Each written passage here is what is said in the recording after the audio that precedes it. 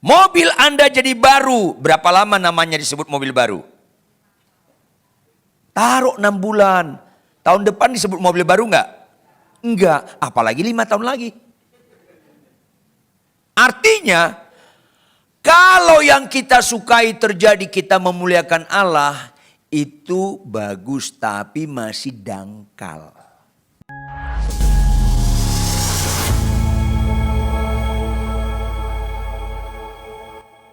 Kau yang maha besar ya Tuhan, maha mulia, sempurna, mau berkorban untuk keselamatan kami. Sungguh Tuhan, Kau buat kami berharga di mata-Mu. Layaklah pujian, sembah, serta ketaatan senantiasa terangkat melalui hidup ini bagi Engkau ya Tuhan. Dalam garis ketaatanlah kami mau mendengarkan firman-Mu. Lembutkan hati kami Tuhan. Jangan ada latar belakang hidup kami, cara sudut kami memandang, apalagi karakter kami. Mengadakan perlawanan terhadap kebenaran. Jauhkan ya Tuhan. Sehingga kalau ada kebenaran tidak cocok pada kami, bukan kebenaran yang berubah karena itu mustahil. Tetapi kamilah yang berubah. Dan buat setiap kami tidak terkecuali siapapun kami suka berubah. Sehingga kami pulang sangat beda dibandingkan ketika kami datang. Dan itulah ibadah yang sejati. Berbicaralah, kami siap diubahkan dalam nama Yesus Kristus. Haleluya. Semua kita yang percaya sama-sama katakan amin. Amin, amin. Silakan duduk. Shalom. Shalom. Tuhan baik, amin. Mari kita lihat tema kita hari ini. Nyambung dengan worship leadernya. Mujizat yang terindah. Ulangi apa? Yuk kita buka Alkitab kita. Markus 1 ayat 42 sampai ayat 12. Mujizat yang terindah. Markus pasal 1 ayat 42 sampai Markus pasal 2 ayat 12. Saya ajak kita membacanya bergantian. Saya baca ayat 42, Bapak Ibu baca ayat 43, terus kita bergantian sampai pasal 2 ayat 12. Saya mulai. Seketika itu juga lenyaplah penyakit kusta orang itu dan ia menjadi tahir. Lanjut.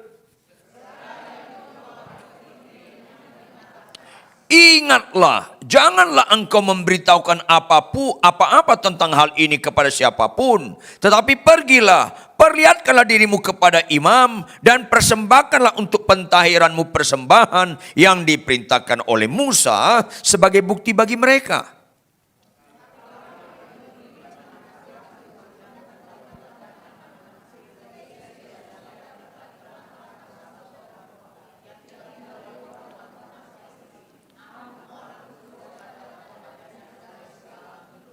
Kemudian sesudah lewat beberapa hari, waktu Yesus datang lagi ke Kapernaum, tersiarlah kabar bahwa ia ada di rumah.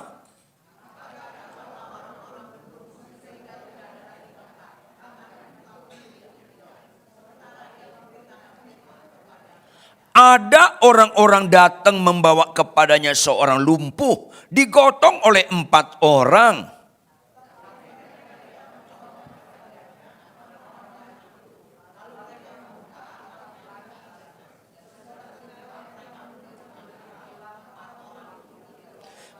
Ketika Yesus melihat iman mereka, berkatalah ia kepada orang lumpuh itu, "Hai anakku, dosamu sudah diampuni."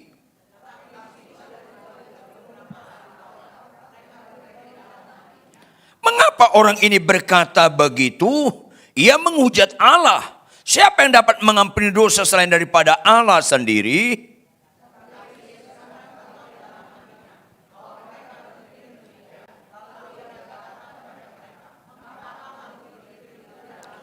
Manakah lebih mudah mengatakan kepada orang lumpuh ini, dosamu sudah diampuni, atau mengatakan, bangunlah, angkatlah tilammu dan berjalan?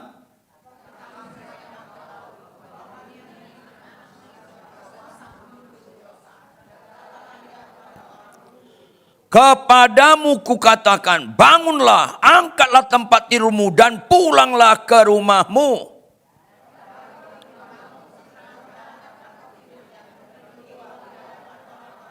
Sehingga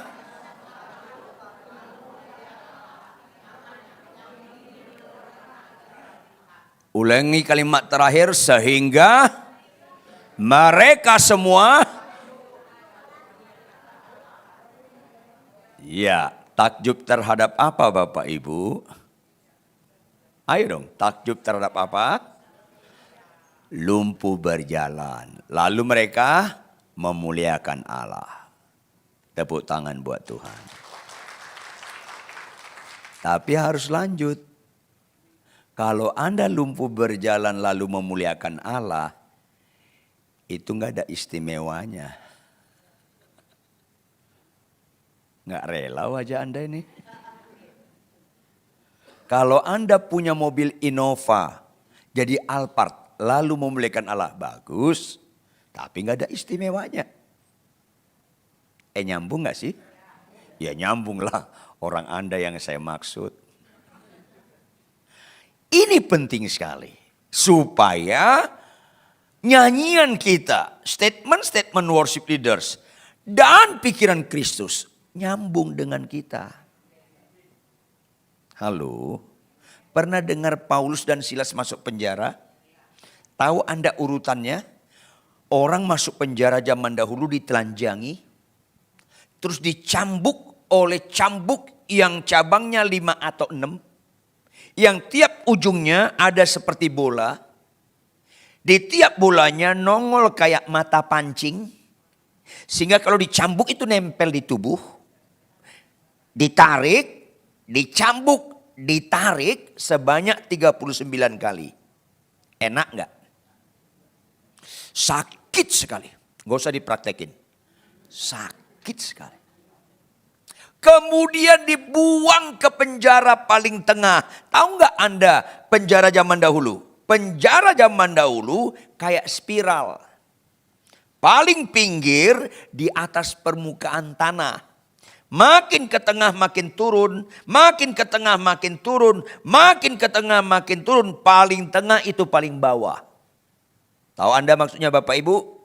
Maka kotoran air seni, BAB dari atas, turun ke situ. Dalam kondisi dicambuk, didera, luka-luka, di penjara paling jorok. Infeksi enggak? Infeksi. Demam tinggi. Tapi Paulus ngomong sama Silas. Las.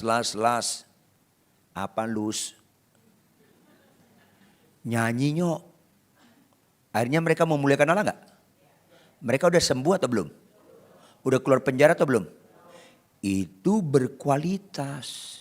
Itu istimewa. Katakan amin. Tepuk tangan. Yes.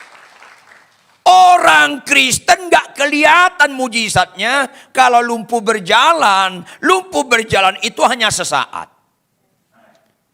Mobil Anda jadi baru. Berapa lama namanya disebut mobil baru? Taruh 6 bulan. Tahun depan disebut mobil baru enggak? Enggak. Apalagi 5 tahun lagi. Artinya, kalau yang kita sukai terjadi kita memuliakan Allah, itu bagus tapi masih dangkal. Bapak-bapak lihat saya. Kalau kalian masih punya istri, 40 tahun, 50 tahun menikah, istrimu masih tetap kurang hemat berkata-kata, ketika dia tidur Anda berlutut, Anda nyanyi, aku memuji kebesaran. Itu baru berbobot. Dan pura-pura gak nyambung. Itu baru berbobot. Itu gak ada amin kan? Bukan ibu-ibu, aminnya bapak-bapak. Ibu-ibu, kalau sampai detik ini suamimu masih kasar, masih sengak lagunya. Tetapi ketika dia tidur Anda tatap dia dan Anda bilang kepada Tuhan, Tuhan Yesus baik, itu baru berbobot. Gak usah ketawa, meratap aja. Ini masalahnya. Akhirnya apa? Buka operator Roma 12 ayat 2. Yuk, Roma 12 ayat 2. Sama-sama kita baca Roma 12 ayat 2. Perhatikan ayat ini. Roma 12 ayat 2. Operator, ampuni dia Tuhan, karena dia tidak tahu apa yang dia tampilkan. Roma 12 ayat 2. Ini ya, sama-sama baca Bapak Ibu. 1, 2, iya. Janganlah kamu menjadi serupa dengan dunia ini, tetapi sehingga apa yang baik, yang berkenan kepada Allah puncaknya, dan yang sempurna. Tepuk tangan lebih keras lagi. Yes. Bapak Ibu coba lihat ayat ini. Perhatikan. Ada kalimat unsur larangan enggak? Ada enggak? Kalimat mana? Dengar dong baik-baik. Selaras dong dengan pikiran Kristus. Selaras dong dengan Alkitab. Alkitab, Tuhan kurang kerjaan kalau melarang yang enggak serius. Artinya ini sangat serius. Sampai dilarang. Jangan serupa dengan. Sayangnya tahu nggak Bapak Ibu. Mayoritas orang gereja. Bukan minoritas. Mayoritas orang gereja serupa dengan dunia ini. Sedih rasanya. Lebih sedih lagi. Mayoritas pendeta serupa dengan dunia ini. Ayo dong. Jawab Bapak Ibu. Orang Kristen suka enggak kesembuhan? Pendeta suka enggak kesembuhan? Agama lain suka enggak kesembuhan? Halo? Penjahat suka enggak kesembuhan? Siuman dong. Siuman dong. Kalau penjahat juga suka, berarti enggak ada istimewanya kesembuhan itu. Penjahat pun suka kok. Ayo dong siuman dong. Ayo dong. Jawab Bapak Ibu. Anda niat enggak hidup selama-lamanya di bumi? Capek? Niat masuk surga enggak? Niat matilah. Saya bingung orang Kristen ini. Saya peringatkan Anda Bapak Ibu, siapapun Anda di ruangan ini takut mati, memang Anda belum kenal Tuhan. Ayo dong, siapapun Anda yang takut mati, Anda belum mengenal Tuhan. Karena Kristen hidup untuk Kristus, mati adalah dan bohong. Ini dia. Hidup untuk Kristus karena dia kenal Kristus. Hidupnya sesuai dengan Alkitab. Maka mati keuntungan sama dia. Makanya ada lagu apa? Dengar dia panggil nama saya. Dengar dia panggil namamu. Dengar dia panggil nama saya. Lanjut. Juga. Apa jawabmu? Ku jawab ya. Apa jawabmu? Ku jawab ya. Dipanggil nanti malam. Gitu loh. Ngapain nyanyi lagu itu kalau enggak mau mendengar suara Tuhan dan pulang. Tahun lalu bulan 4 saya kritis. Mau dilarikan ke Singapura. Saya bilang saya berdoa dulu lah. Saya bilang Tuhan. Kalau memang melalui penyakit kritis ini. Kau panggil saya dalam nama Yesus. Tolonglah on time Tuhan. Jangan delay lah. On time lah Tuhan. Tuhan yang bilang delay, jadi delay itu. Jadi ketemu kita. Sebenarnya saya malas. Kalau saya ke surga, ketemu Abraham, Daniel, Musa, Ayub, Ribka, Esther, Maria. Lebih suka saya ketemu mereka daripada Bapak Ibu. Delay kata Tuhan. Ya Tuhan, rupanya ada maksud Tuhan. Kalau Anda naik pesawat ke Singapura, kemana? Maunya on time atau delay? Kalau delay kesal enggak? Kalau delay 2 kali? Kalau delay 3 kali? Jangan-jangan Anda ngamuk. Jawab dong, mana lebih bagus, surga atau Singapura? Surga. Benar. Kalau nggak percaya Anda, matilah nanti malam dia lah. Bagus sekali surga. Halo Bapak Ibu, kalau Anda dipanggil ke surga, maunya on time atau delay? On time. Ya Tuhan, orang Kristen ini. Lama-lama Kristen itu dibodoh-bodohi oleh pengajaran-pengajaran yang nggak utama. Makanya ada pendeta bilang, Pak Ridwan saya nggak setuju. Kenapa? Saya beriman umur saya 120 tahun. Itu iman yang bodoh. Loh kenapa? Kalau 120 tahun umurmu, adik kakakmu udah pada mati. Jangan-jangan anakmu pun pada mati. Terus siapa yang ngurus Anda? Iya. Kalau umur 120 tahun ukuran iman, jawab Bapak Ibu. Kenapa Yesus mati di kayu salib nggak umur 120 tahun? Ada yang tahu nggak? Yesus mati di kayu salib umur berapa? 33 something. Kenapa? Panjang pendek umur bukan ukuran iman. Siumanlah Anda. Ukuran iman apa? Apa yang Anda isi dengan usia Anda, walaupun pendek ataupun panjang. Apa yang diisi? Kualitas ukuran iman. Ulangi apa? Iya. Jangan serupa dengan dunia ini. Dunia ini suka kesembuhan, Anda suka kesembuhan. Serupa. Dengar Bapak Ibu, ada enggak perintah Tuhan, kasih musuhmu. Balaslah kejahatan dengan kebaikan. Jika ditampar pipi kiri, kasih pipi kanan. Ada enggak? Penjahat suka enggak? Yang keras dong? Enggak. Agama lain suka enggak? Enggak. Orang Kristen suka enggak? Masalahnya enggak juga. Enggak juga. Enggak juga. Siumanlah. Karena rata-rata orang Kristen serupa dengan dunia ini. Suka kesembuhan. Suka. Dunia enggak suka membalas kejahatan kebaikan. Orang Kristen juga enggak suka. Bapak Ibu. Jangan lagi sakit hati sama menantu. Anda enggak kenal Kristus. Bersyukurlah Anda sebelum meninggal dengar khotbah hari ini. Supaya kalau tahun depan meninggal agak beres hidup kita. Kenapa Anda bisa nggak ngomongan sama Enso? Tahu Enso nggak ya? Bukan Soang, Enso. Ipar. Ngai punya istri Chinese Toto. Pak me. Hak sinyin. Yang nggak ngerti emang gue pikirin. Ada orang Kristen menyembah terharu-terharu. Tapi sikap dia mengampuni iparnya sangat mengharukan. Susah. Gak banyak orang Kristen beriman. Karena fokusnya bukan mujizat yang utama. Akhirnya Tuhan bilang banyak yang terpanggil.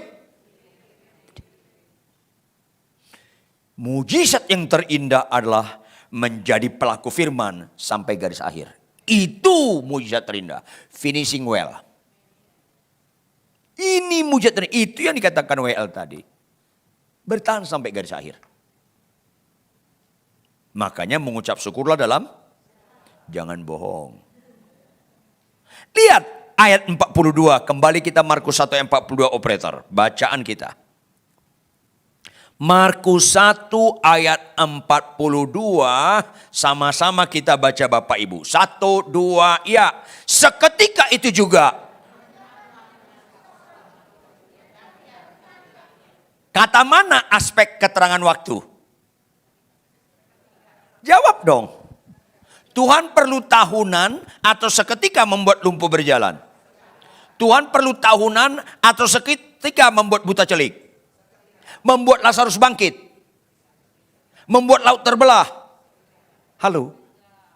Apa maksud Tuhan di situ? Dengar dong Bapak Ibu. Apa makna di balik seketika? Tuhan sedang menginformasikan kepada kita, hai umatku, itu mujizat terendah. Seketika. Saya bingung orang Kristen, kagum lumpuh berjalan. Kalau Anda orang gak percaya atau kanak-kanak rohani, wajarlah. Tapi kalau Anda mulai dewasa rohani, gak kagum lagi dengan itu. Gak kagum. Karena itu seketika. Dan tahu gak Bapak Ibu apa kata seketika? Gak ada unsur kekekalannya. Catat dong baik-baik. Semua yang seketika gak ada unsur kekekalannya. Jawab, Lazarus dibangkitkan Tuhan Yesus enggak? Mati lagi enggak? Karena enggak kekal. Laut dibelah Tuhan enggak melalui Musa? Sekarang terbelah atau udah gabung? Karena enggak ada kekekalan. Itu seketika semua. Makanya ketika ibu-ibu datang ke saya, puji Tuhan Pak Ridwan, 5 tahun yang lalu Bapak bimbing saya di rumah sakit Darmais sakit kanker parah. Dan saya sudah sembuh. Kapan kejadiannya Ibu? 5 tahun yang lalu Pak Pendeta. Oh puji Tuhan. Kapan periksa terakhir? 6 bulan yang lalu Pak Pendeta. Apa hasilnya? Saya sudah bersih dari kanker. Apa saya bilang? Puji Tuhan, Ibu sudah sembuh. Tapi jangan lupa, Ibu tetap bisa mati lagi. Kasih tahu. Kasih tahu. Ketawa Anda mengandung kepedihan. Ada enggak orang sakit kanker disembuhkan Tuhan? Ada enggak? Ada. Mati lagi enggak? Karena itu seketika semua. Siumanlah Anda. Seketika. Ulangnya apa? Ibu-ibu lihat saya. Seorang istri tunduk pada suami. Itu seketika atau tahunan? Tumben jujur. Kenapa? Itu mujizat terindah. Ya Tuhan, orang Kristen ini gagal fokus. Itu mujizat terindah. Gak bisa seketika itu. Tahunan. Karena apa? Itu terindah. Ayo dong, siuman dong. Bapak-bapak, ibu-ibu jawab. Mana pendeta orang Kristen kagum melihat mayat di rumah duka didoakan bangkit atau melihat seorang istri tunduk pada suami? Mana lebih kagum? Mayat bangkit karena mental dukunnya belum tuntas. Dengar dong baik-baik.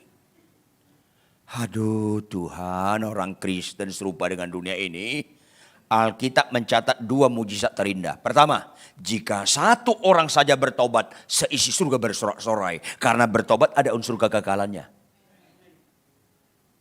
Jangan lagi tertarik sakit sembuh. Kecuali Anda belum lahir baru. Tertariklah, silakan gak apa-apa. Sebagai jembatan. Tapi bagi orang benar gak tertarik lagi. Yang kedua apa? Orang yang berbahagia bukan sakit sembuh. Apalagi mobilnya Innova jadi Alphard, bukan. Orang yang berbahagia adalah orang yang mendengarkan firman Tuhan. Serta itu mujizat terindah.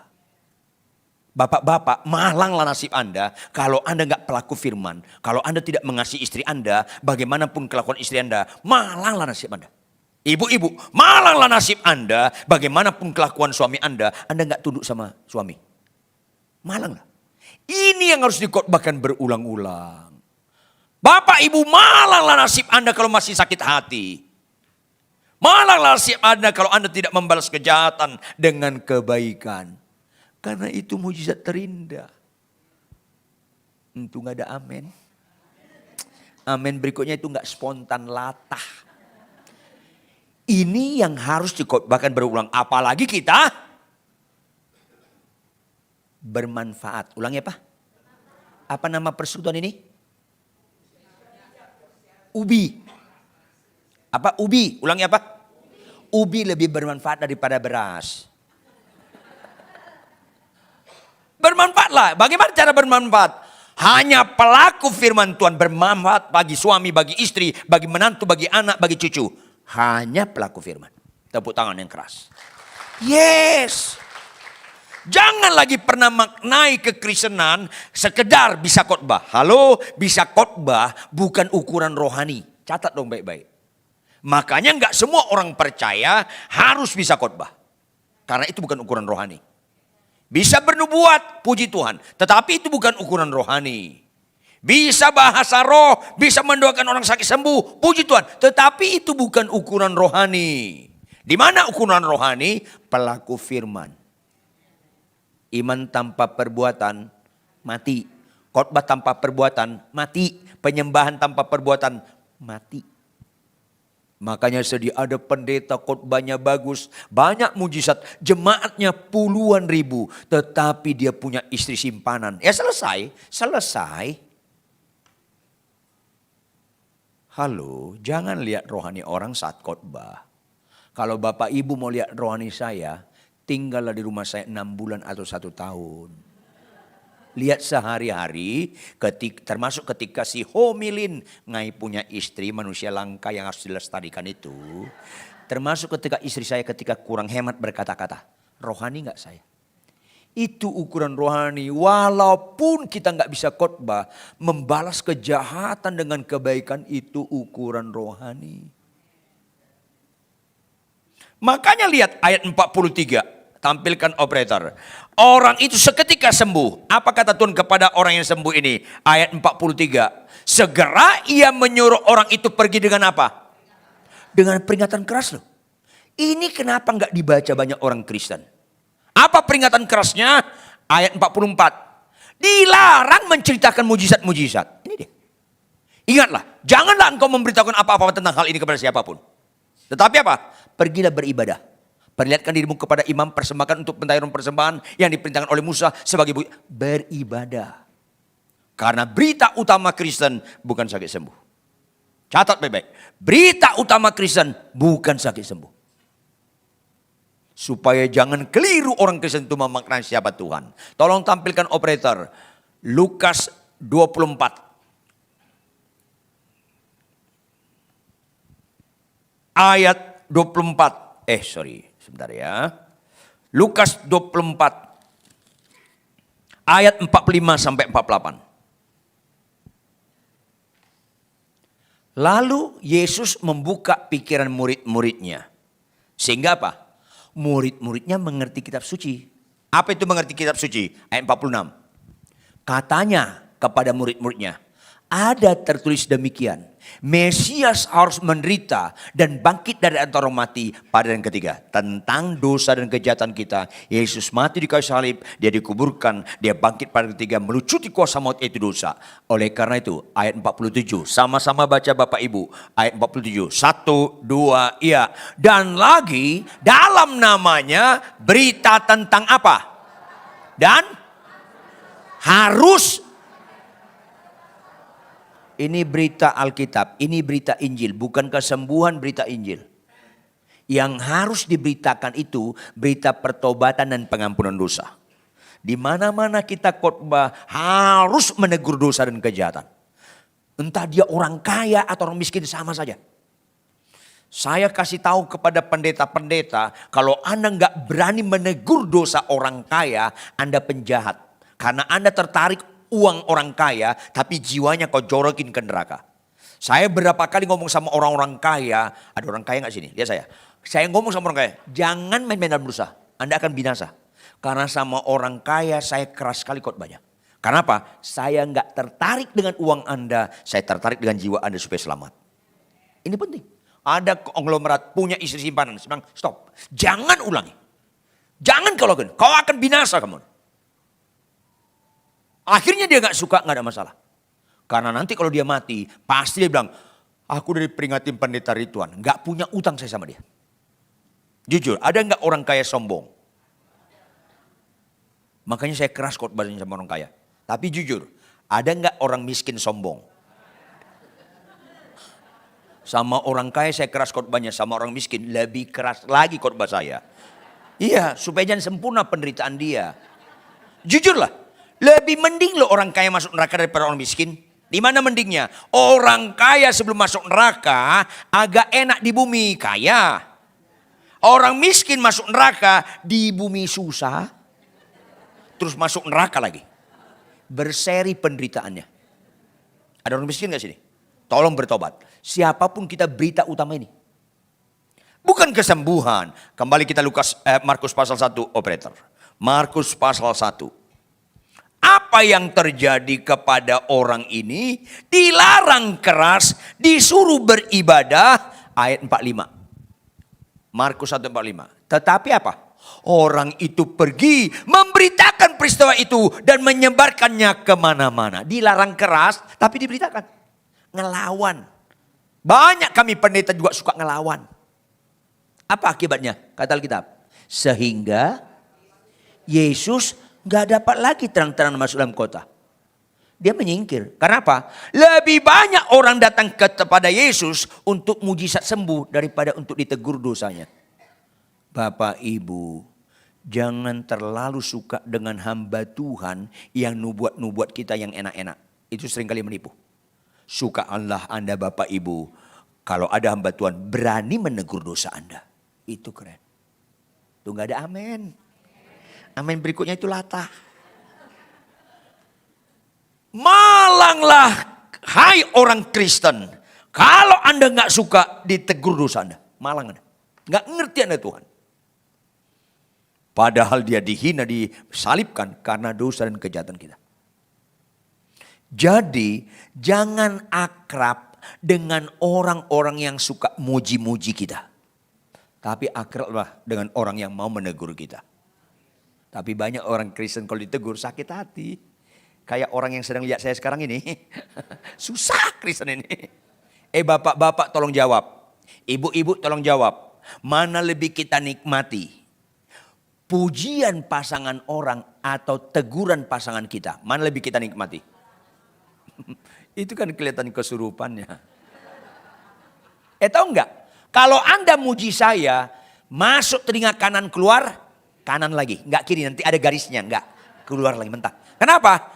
Anda kalau muji saya, enggak berangkat dari mengenal saya. Enggak ada bobotnya Anda muji. Kalau orang bilang, Pak Ridwan, Bapak itu kebapaan. Bu, enggak usah ngomong gitu. Ibu enggak kenal saya. Maka enggak pernah saya nikmati pujian orang. Karena enggak kenal, enggak berbobot. Kalau si Homilin, Ngai punya istri. Manusia langka yang harus dilestarikan itu. Kalau dia menegur, catat dong baik-baik. Tidak ada manusia di bumi ini sehebat istri saya mengenal saya. Enggak ada. Kalau istri saya menegur saya, berangkat dari mengenal saya, lebih saya nikmati teguran istri daripada pujian siapapun. Supaya enggak kesurupan kita nih. Ini masalahnya. Ada bapak-bapak dipuji istri orang, dia rekam. Ini kan kelihatan bodohnya nih. Dia rekam, dia bawa kepada istrinya. Mi. Loh, papi kok marah-marah pulang gereja? Tahu gak Mi? Banyak ibu-ibu kagum sama saya. Saya ini seorang bapak yang sabar. Sambil marah. Ini kan drakor. Nyambung gak sih? Pasti nyambung orang Anda yang saya maksud. Nyambung lah. Ini kita kadang-kala jadi dangkal sekali kekristenan. Saya ulangi. Tolak mentah-mentah pujian orang. Terima dengan sukacita teguran pasangan. Tepuk tangan yang keras. Yes. Ini benar. Kita bicara mujizat yang utama. Supaya berubah kelakuan kita. Pujian orang siapapun dia itu membuat kita terlelap. Yang ngeri, orang menatap kita dan memuji kita rohani. Padahal pasangan kita tahu bahwa kita gak rohani. Jangan pernah nikmati. Itu kan membuat kita ketipu. Halo, tanya sama istri Anda, sama suami Anda. Mah, benar gak aku sabar? Tanya sama dia, jangan tanya sama istri orang. Karena gampang sekali sabar sama istri orang. Orang jarang ketemu. Ini penting sekali. Maka dilarang memberitakan tentang mujizat-mujizat. Akhirnya tahu gak Bapak Ibu? Mayoritas jemaat suka khotbah berkat. Enggak suka khotbah sangkal diri pikul salib. Mau kemana Kristen ini? Suka khotbah-khotbah mujizat-mujizat. Enggak suka khotbah-khotbah meninggalkan dosa. Saya pernah gereja besar di Jakarta ini. Jadwal saya khotbah di gereja itu 6 kali setahun. Begitu 4 kali khotbah terus ada yang bilang, Pak Ridwan, khotbah Bapak yang 2 kali kami coret Pak. Oh iya, gak apa-apa. Tapi saya mau tanya, kenapa? Habis pendukung dana gak suka khotbah Bapak, Bapak negur dosa. Ya gak apa-apa, saya bilang. Halo, khotbahlah yang benar walaupun gak diundang lagi. Ini akhir zaman. Penting sekali. Kita khotbah bukan karena persembahan. Kita khotbah karena meresponi karya terbesar dalam hidupku. Meresponi kasih Tuhan. Makanya di mana saja khotbah saya membuat banyak orang supaya insaf akan dosanya, insaf akan ketidaksetiaan kepada perkawinan, insaf kepada bohong, penipuan dan pemarah supaya berubah. Jujur Bapak Ibu, kalau lumpuh itu bicara apa? Fisik enggak? Ya. Lumpuh berjalan, itu lahiriah atau rohani? Lahiriah. Ada enggak orang lumpuh berjalan, tetapi jujurnya lumpuh, bohongnya tetap jalan? Ada enggak? Ya ke neraka lah. Ada orang lumpuh berjalan, tetapi kekudusannya lumpuh, perjinahannya tetap jalan. Kan mengerikan. Jangan ketipu kesembuhan-kesembuhan lahiriah. Tuhan mau menyembuhkan lahiriah kita sebagai jembatan, bukan sebagai tujuan. Jembatan supaya berubah kelakuan kita. Tepuk tangan lebih keras lagi. Yes, ini penting sekali. Maka Tuhan menyingkir, menghindar karena orang datang kepada dia sekedar sembuh. Banyak kami pendeta menikmati orang kagum kepada kita karena banyak kesembuhan-kesembuhan. Halo, sedih. Janganlah, jujur. Iblis bisa menyembuhkan enggak? Jangankan iblis, anak buahnya yang terkecil di Surabaya, Ponari namanya, bisa menyembuhkan. Iya. Apa kemarin terakhir ini apa? Ratu Dayak apa Dayak? Itu juga.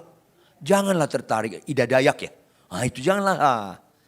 Tapi jujur, iblis bisa nggak membuat hidup kita benar? Hanya Tuhan. Ini mujizat terindah.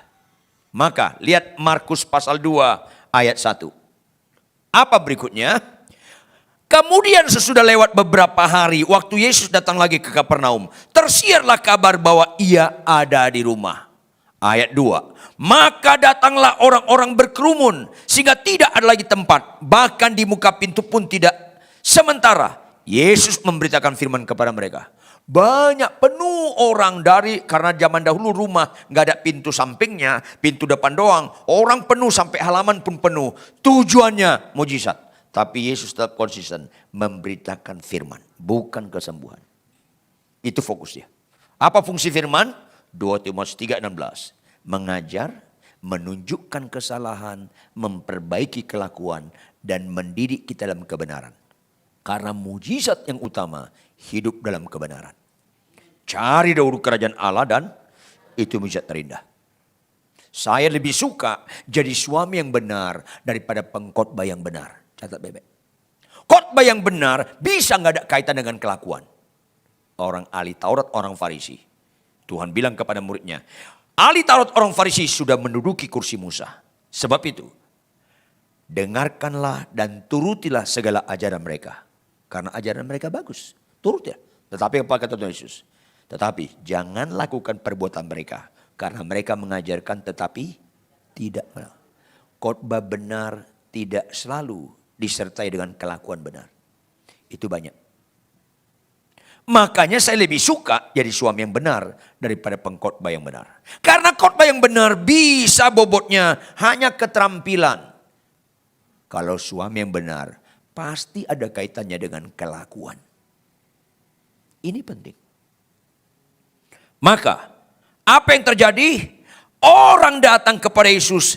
Banyak orang datang ke gereja hanya untuk mujizat. Berkat-berkat. Bukan suka ditegur dosanya. Dirubah kelakuannya. Ayat 3. Tampilkan ayat 3.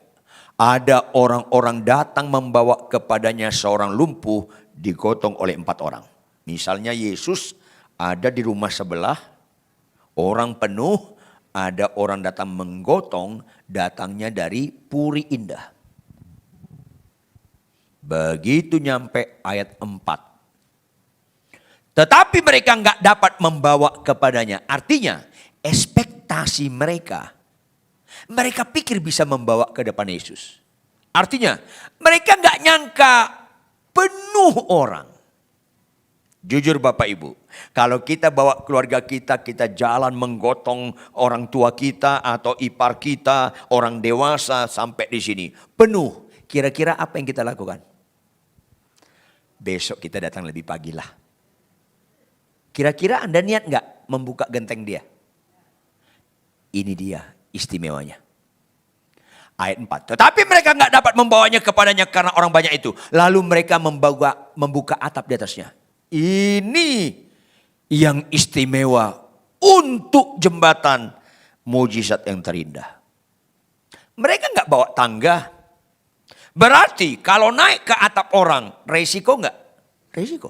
Bisa jatuh nggak? Bukannya yang lumpuh berjalan, tetapi nambah yang lumpuh. Jatuh. Yang kedua, mereka buka genteng. Kalau memasukkan orang lumpuh dalam keadaan berbaring, gentengnya dibuka 1, 2 atau puluhan? Puluhan. Kalau 1, orang yang lumpuh harus kita blender. Artinya, resiko enggak? Resiko. Begitu Anda buka genteng orang, enggak teriak dia, hei, hei, maling ya, digebukin sekampung. Yang lumpuh enggak sembuh, Anda mati. Itu resiko semua supaya Anda ngerti ayat 5. Supaya Anda ngerti ayat 5. Resiko berikutnya, mereka enggak ada pikir naik ke genteng nurunkan orang lumpuh. Artinya, mereka enggak siapkan tali-tali. Maka mungkin ada kain-kain disambung-sambung. Dia tarik keluarga mereka yang lumpuh dari halaman untuk naik ke genteng untuk diturunkan. Itu perlu hati-hati. Karena apa? Bisa putus, yang lumpuh bukan berjalan tapi mati. Itu semua enggak mudah. Apalagi nurunin, lebih gampang naikin daripada nurunin. Kenapa? Kalau naikin cuma satu sikap tangan, pegang keras, keras saja. Kalau nurunin, keras dengan longgar, keras dengan longgar. Itu perlu hati-hati, karena di bawah sana banyak orang jatuh, puluhan lumpuh di bawah nanti. Itu tidak mudah. Itu perjuangan. Sehingga ada nyanyian apa? Ku tak akan menyerah. Lanjut. Pada yes. Jangan menyerah mengasihi suami istri. Jangan menyerah mengampuni menantu anak. Jangan menyerah berdamai kepada orang yang menyakiti kita sekalipun. Jangan pernah menyerah. Karena tidak menyerah itu gambaran iman. Tahu nggak Bapak Ibu? Arti ku tak akan menyerah. Artinya lebih tahan banting daripada setan. Itu artinya. Saya gembala jemaat di Pondok Indah. Misalnya, saya mau ibadah 30 menit sebelum ibadah, kami berdoa. Salah satu doanya apa? Ngusir setan. Iblis dan roh jahat kegelapan tidak boleh ambil bagian dalam ibadah tempat ini. Kami ikat, kami ketolak, kami usir. Keluar dia Bapak Ibu. Jujur, minggu depan datang lagi gak dia? Datang lagi. Kita usir lagi, minggu berikutnya datang lagi gak? Nah, lain dengan jemaat. Kalau saya bilang, Pak, Bu, jangan ibadah tempat ini. Keluar. Minggu depan datang lagi gak? Saya takut setan lebih cocok dari Anda menyanyikan lagu. Ku tak akan, lebih cocok setan. Saya peringatkan Anda Bapak Ibu. Apapun masalah di gereja ini, gesekan apapun tetap datang. Tepuk tangan yang keras. Itu Kristen, jangan pernah menyerah. Kalau istri atau suami Anda maki-maki. Tahu nggak? Aku nyesalkan nama Anda. Terus Anda balas. Aku lebih nyesal. Jangan, itu kesurupan. Kalau istri saya dulu ngomong gitu. Pak tahu nggak, aku nyesalkan sama papa. Saya bilang, Ma, aku nggak pernah nyesalkan sama mama. Tahu nggak Pak, papa itu jelek. Saya bilang apa? Mama cantik. Biarkan dia solo karir.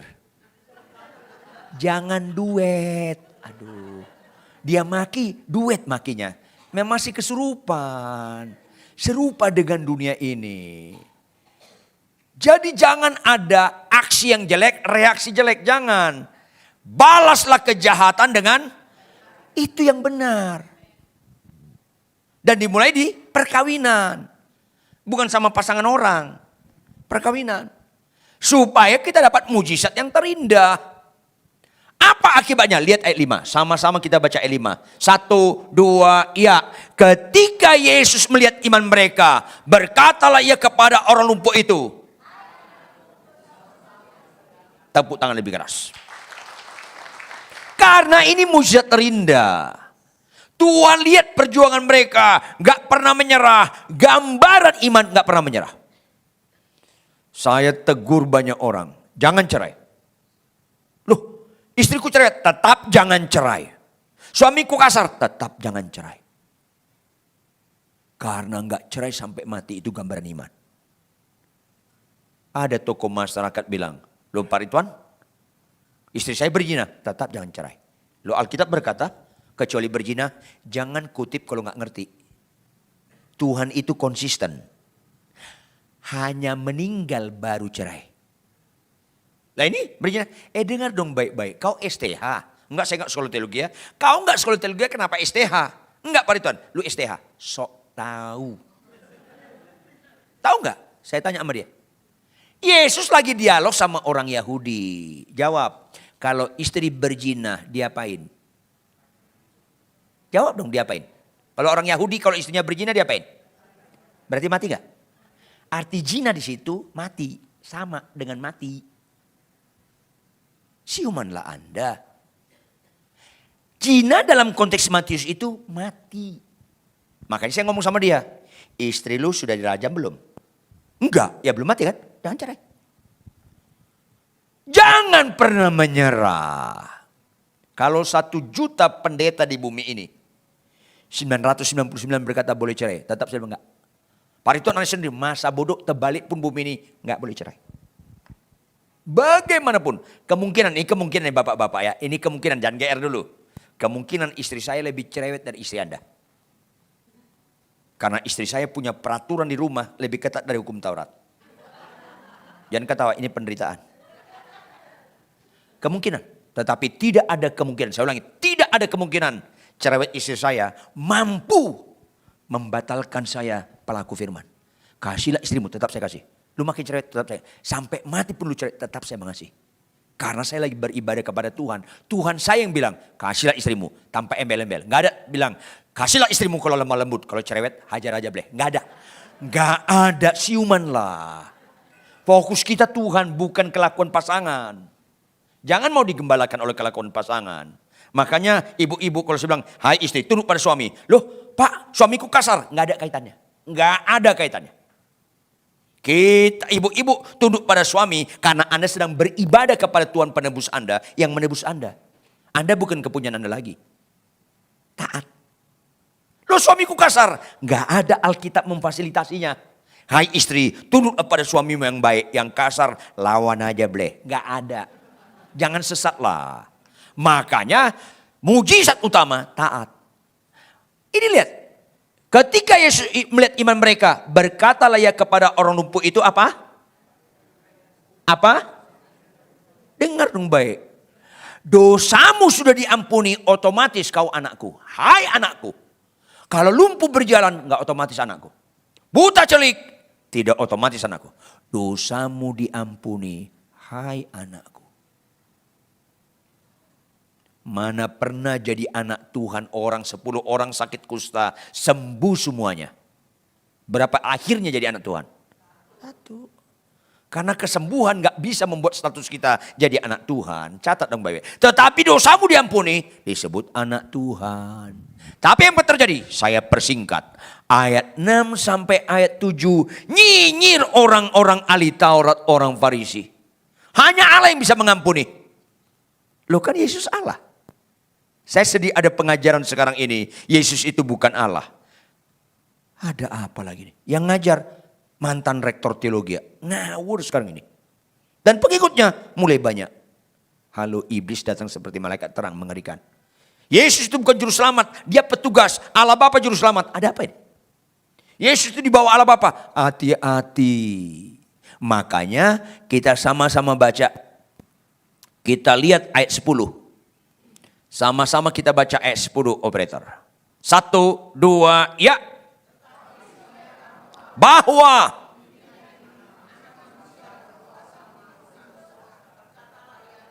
jawab, anak manusia berkuasa enggak mengampuni dosa?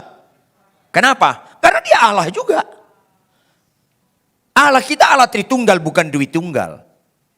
Ini penting sekali. Apapun respon Anda saya kasih tahu. Jangan ada orang menghilangkan ketuhanan Yesus Kristus. Itu mengerikan. Jangan ada orang mengurangi nilai-nilai Kristus dengan Bapa adalah satu. Ini penting. Maka pulanglah dari tempat ini Bapak Ibu. Lebih tertariklah kita bertobat supaya dosa kita diampuni daripada sakit sembuh. Karena dosa kita diampuni, status kita anak Allah. Dosa kita diampuni, itu enggak bicara kesementaraan tapi kekekalan. Sakit kita sembuh, itu bicara kekekalan. Yuk kita lihat ayat 8. Ayat 9. Sama-sama kita perhatikan ayat 9. Tolong jawab. Manakah lebih mudah? Mengatakan kepada orang lumpuh ini, dosamu sudah diampuni. Atau mengatakan, bangunlah, angkatlah tilammu dan berjalan. Mana lebih mudah? Enggak. Bangunlah, angkat tilammu itu berjalan. Itu paling mudah. Ayo dong. Kenapa? Sebelum Yesus datang ke dunia, jawab, Elia, Elisa ada enggak mujizat-mujizat dilakukan? Banyak. Elisa banyak. Halo, tanpa Yesus datang ke dunia, tanpa mati di kayu salib, tanpa turun dalam kerajaan, mana bisa dosa diampuni? Halo, berbahagialah dosamu diampuni walaupun sakitmu gak sembuh. Malanglah nasibmu kalau sakitmu sembuh, kau gak bertobat karena dosamu gak diampuni. Jauh lebih berat dosa diampuni. Sakit sembuh, itu yang saya bilang. Iblis bisa lakukan, karena itu jauh lebih ringan. Iblis bisa gak mengampuni dosa? Enggak. Membuat kita makin berdosa, iya. Pulanglah dari tempat ini supaya kita ngerti kita sangat berharga di mata Tuhan. Bukan karena sakit kita sembuh, tapi karena dosa kita diampuni. Supaya nama kita ada di dalam kerajaan surga. Tetapi selain itu, pulang dari tempat ini karena mujizat terindah berikutnya. Jadi pelaku-pelaku firman. Sekali lagi, para suami, kasih istrimu bagaimanapun kelakuan istrimu. Para istri, tunduk kepada suami bagaimanapun kelakuan suamimu. Karena kita pelaku firman, gak ada kaitannya dengan kelakuan pasangan. Melainkan kaitannya karena kita mengakui ditebus dan kita sedang beribadah kepada Dia. Termasuk mengampuni kesalahan menantu kita, besan kita, atau siapapun. Bangkit berdiri, tepuk tangan yang keras buat Tuhan. Di mana 2-3 orang sepakat dalam nama Yesus, di situ Dia ada. Ada Tuhan di tengah-tengah kita. Dalam 30-40 detik, masing-masing berdoa minta ampun di hadapan Tuhan. Supaya jangan kita kehilangan mujizat yang utama. Jangan ragu, Tuhan bisa menyembuhkan. Jangan ragu, Tuhan bisa memulihkan ekonomi kita. Tapi percayalah, bukan itu nilai yang utama. Jangan ragu, Tuhan bisa mengubah kita karena itu yang utama. Jangan ragu, Tuhan bisa memampukan kita menjadi pelaku-pelaku firman sampai garis akhir. Yang setuju katakan amin. Yang sungguh-sungguh setuju, angkat tangan kananmu tinggi-tinggi. Jangan ikut-ikutan. Dari hatimu yang paling dalam, angkat tangan kananmu tinggi-tinggi. Bapa di surga, Kau lihat kami semua. Kebenaran firman hari ini menunjukkan kami bukan anak murahan, kami bukan anak gampangan, melainkan sebagai anak-anak pilihan yang sangat Kau cintai. Walaupun konsekuensinya Kau tegur kami, Kau bongkar kemunafikan kami, supaya diperbaiki kelakuan kami dan dididik kami dalam kebenaran. Terjemahkan lebih lanjut kebenaran ini dengan segala kekayaan maknanya, lebih daripada hamba-Mu yang sangat terbatas ini dalam menguraikannya. Materaikan dalam roh hati kami masing-masing. Follow up Roh Kudus supaya mujizat terindah dan terutama, yaitu pelaku-pelaku firman Tuhan, sungguh menjadi nyata dalam kehidupan kami sampai garis akhir. Karena melalui ini ada perubahan karakter kami. Melalui ini kami menjadi surat-surat yang terbuka yang bisa dibaca orang. Sehingga makin banyak lutut bertelut dan mulut mengakui Yesus Tuhan. Dan tempat ini makin ditambah-tambahkan jiwa-jiwa baru. Dan nama Tuhan dipermuliakan.